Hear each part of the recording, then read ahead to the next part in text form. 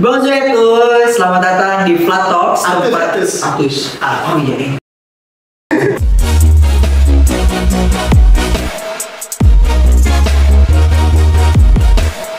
Bonjour Akus, selamat datang di Flat Talks, tempat di mana kita ngobrol seputar bahasa asing, tips, ujian, dan cerita inspiratif dari orang-orang yang menggeluti bidang bahasa. Di episode kali ini kita bakal ngobrol bareng Kak Wahyudi. Beliau baru saja menyelesaikan tes bahasa Prancis yaitu DELF. Dan kita pastinya akan nanya-nanya bagaimana proses belajarnya, struggle pas ujiannya, dan cerita gimana beliau mempersiapkan untuk tes profisiensi DELF ini. Langsung aja kita sapa. Bonjour, Kak Wahyudi. Bonjour kawan-kawan, comment ça va? Ça va bien, et toi? Oui, ça va bien. Wah. Merci beaucoup. Keren banget kan teman-teman. Nah, daripada tanpa berlama-lama lagi kita langsung aja. Ini dia Kak Wahyudi teman-teman. Kak Wahyudi, sekarang kesibukannya lagi ngapain aja nih kalau boleh tahu?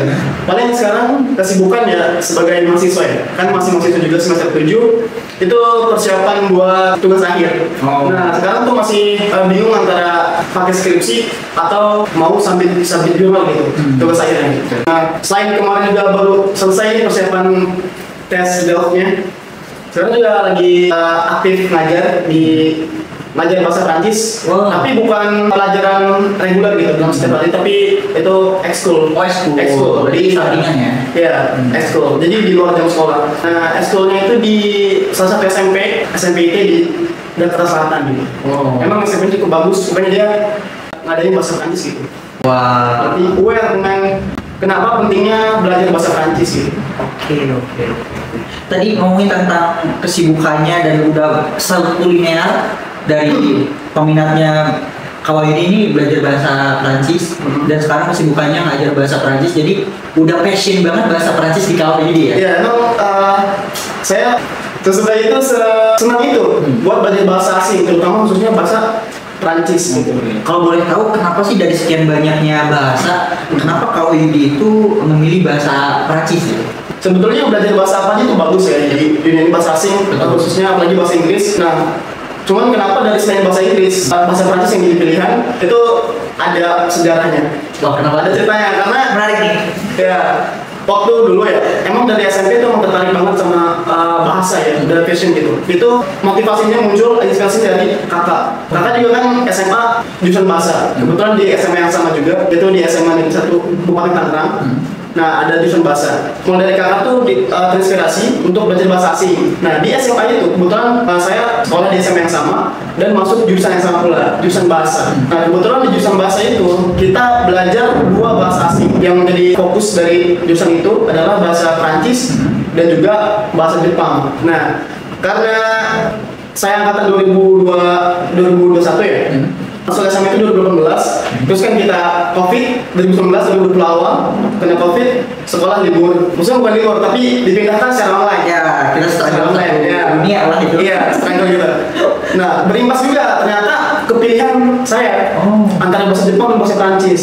Waktu itu karena kita belajarnya di rumah secara online, lebih sering berinteraksi dengan sosial media itu bahasa Prancis. Kayak konten-konten bahasa Prancis, Instagram bahasa Prancis dan sebagainya gitu. Dan dari segi alfabet pun kayaknya lebih mudah dicerna gitu ya untuk belajar bahasa Prancis. Akhirnya setelah online SMA itu fokus buat belajar bahasa Prancis ketimbang bahasa Jepang sendiri gitu. Makanya dari situ dari SMA kelas kelas 1 itu mulai aktif belajar bahasa Prancis di sekolah juga di rumah gitu.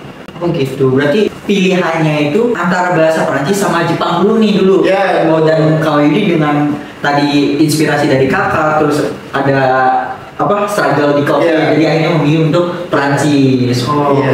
keren. Awalnya emang karena suka gitu ke bahasa Prancis. Suka juga ya. Awalnya karena suka dong nih, kayak nggak tahu apa gitu benefit untuk belajar bahasa Prancis ke depannya gitu. Apakah nanti akan bermanfaat kah di masa depan atau gimana gitu. Awalnya nggak mikir ke situ, benar-benar suka aja gitu, pure suka banget. Apalagi waktu guru bahasa Prancis pertama saya di waktu SMA itu ada namanya Madame Nuni. Nah, beliau mengajarkan bahasa Prancis itu dengan awalnya pronunciation. Nah, itu pertama kali saya dengar bahasa Prancis itu sangat apa ya? Buat indah. Bagi saya mungkin bagi sebagian orang itu sangat sulit ya, karena berbeda dengan apa yang ada di tulisan gitu. Tapi buat saya itu unik gitu. Uniknya. Unik dan enak didengar. Kalau kata orang emang bahasa Prancis itu emang bahasa yang seksi gitu. Iya, betul. Gitu. Nah, mulai dari situlah karena keunikan pronunciation bahasa Prancis jadi suka gitu. Oke. Tadi udah ceritain banyak gimana caranya Kak Yudi akhirnya bisa suka dan hobi banget belajar bahasa Prancis. Tadi juga udah disinggung di awal, Kak Yudi ini akhirnya udah lolos untuk secara legal, udah Betul. sertifikat bahasa Prancis ya, Betul. itu DIAF ya namanya Kak. Betul ya. Dan bisa diceritain nggak Kak Yudi berapa lama untuk persiapan tes proficiency DIAF ini? Iya. Gimana Kak prosesnya? Iya, untuk persiapan DELF sendiri kan saya belajar pertama kali itu waktu SMA kan baru DELF itu kemarin setelah jadi mahasiswa gitu kan, cukup lama ya dari awal belajar sampai ke akhirnya ke tes DELF. Itu cukup lama, cuman benar-benar intens persiapan kayak latihan soal segala macam itu kira-kira 1 bulan lamanya untuk persiapan tes DELF gitu. 1 bulan ya? 1 bulan Kurang lebih itu atau pas? ya, kurang lebih 1 bulan. Kurang lebih 1 bulan. Agak banyak banget ya hal-hal apa aja yang kalau Yudi persiapkan itu selama 1 bulan itu, atau belajar apa soal-soal bahasa Perancis atau mungkin lihat-lihat video gimana atau Iya. bisa diceritain? Kan untuk DELF sendiri itu ya salah satu tes bahasa Eropa khusus bahasa Prancis yang memiliki beberapa level. Jadi dari level A1 sampai dengan tertinggi itu C2 atau A1 atau C, yang paling tinggi adalah C2. Nah, untuk persiapan sendiri, saya kebetulan waktu tes itu DELF A2, dan untuk persiapan selama 1 bulan itu kurang lebih 4 kategori soal yang saya pelajarin gitu, yang fokus. Karena yang menyesuaikan dengan soal yang ada di DELF. Jadi di DELF itu ada 4 kategori soal. Pertama itu dia comprehension écrit, terus comprehension oral, production oral, sama production écrit. Jadi kalau dalam bahasa Indonesia itu ada menulis, terus Writing ya? ya sama kayak bahasa Inggris Pak. Ya. Ada writing, reading, listening, sama kita speaking. Speaking ya, standar ya.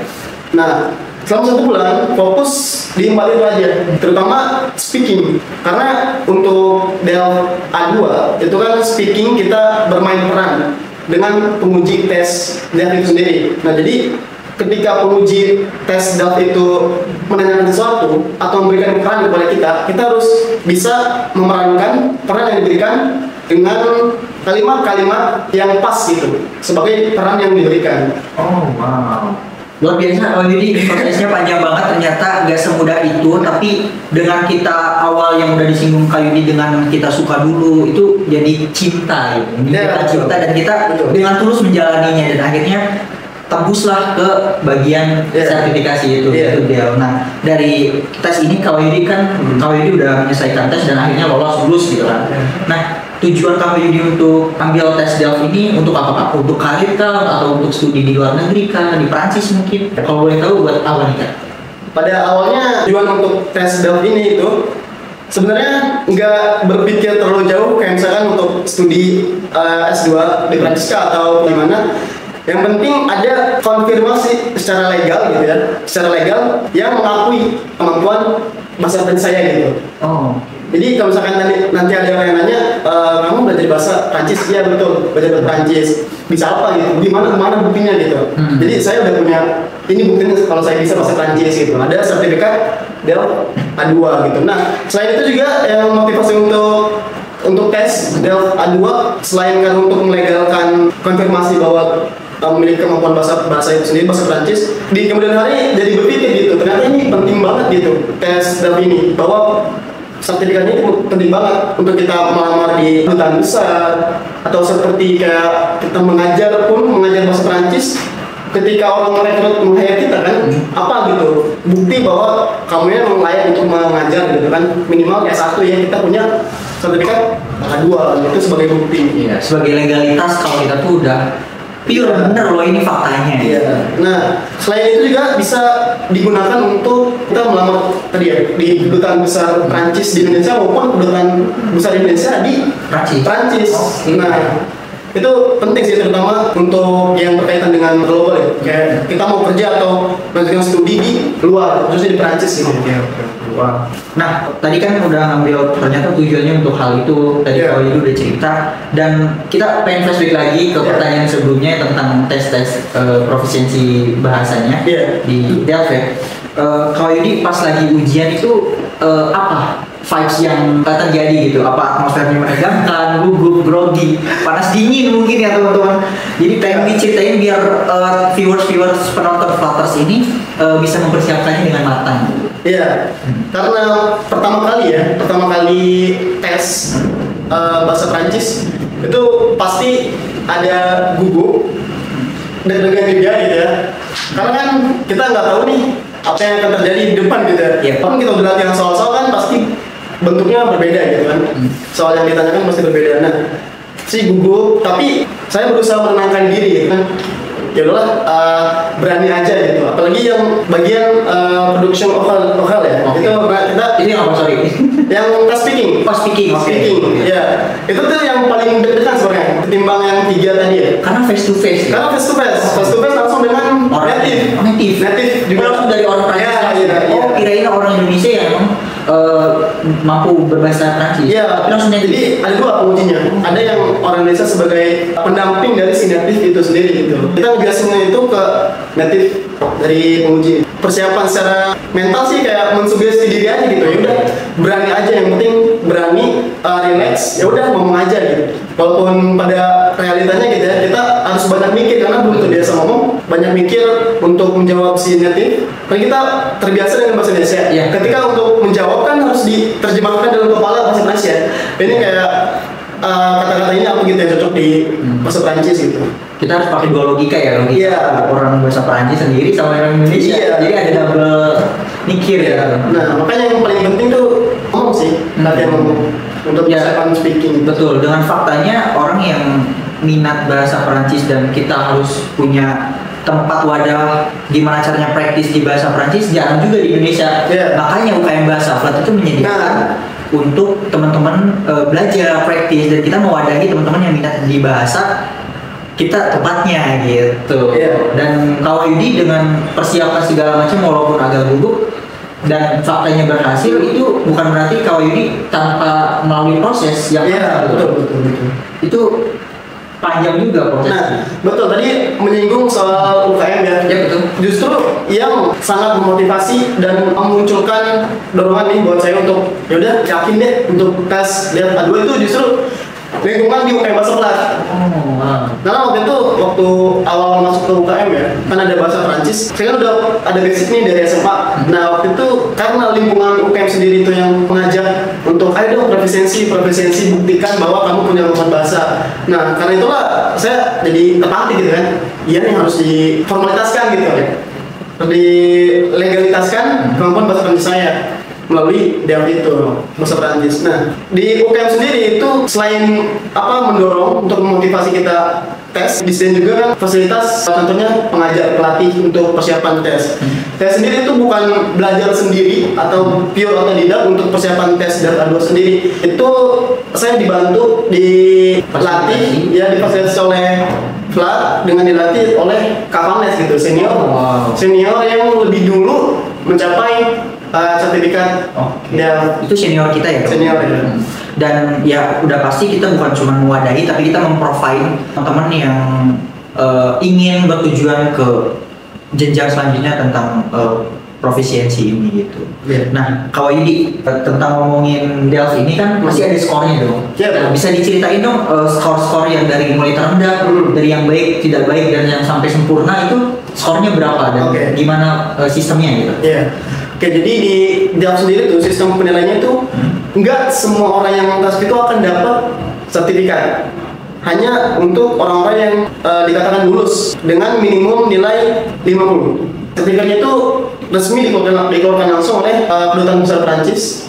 Dari Prancis langsung. Jadi ya nggak dibuat di Indonesia, tapi dibuat di Prancis. Makanya kita dari pengumuman lulus sampai menerima sertifikat itu agak lama karena diproses dulu kan. Untuk nilai sendiri itu tadi 50 ya. Untuk syarat supaya kita mendapatkan sertifikat itu 50. Tapi di setiap 4 kategori, itu harus tidak boleh kurang dari 25. Kalau nggak salah ya. Karena kan ada 4 kategori kan. 25 jadi 100 total. Nah, kalau misalkan ada satu kategori, misalkan production vokalnya itu kurang dari 25, itu nggak bisa. Bukan 25. 5 kalau nggak salah. 5.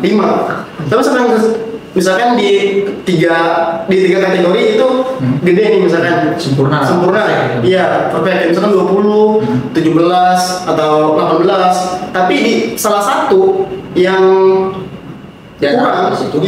kurang dari 5 itu walaupun dinilainya lebih dari 20 nggak bisa dapat sertifikat. Harus seimbang ini. Jadi keempat kategori itu harus seimbang sebenarnya. Nggak boleh kayak misalkan menonjol di penulis atau di reading, tapi di berbicaranya kurang gitu. Itu memang Delphi itu bagusnya menyamaratakan atau biar seimbang gitu kemampuan dari setiap kategori tes ini. Oke.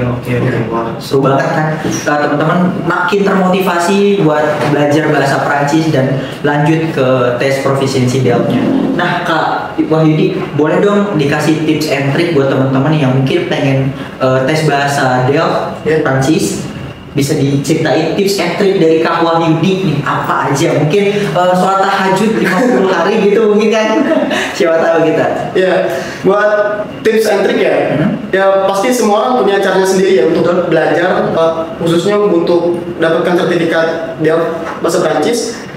Untuk saya sendiri itu yang tadi saya bilang fokus 1 bulan itu benar-benar kayak misalkan kan 1 bulan 4 minggu ya.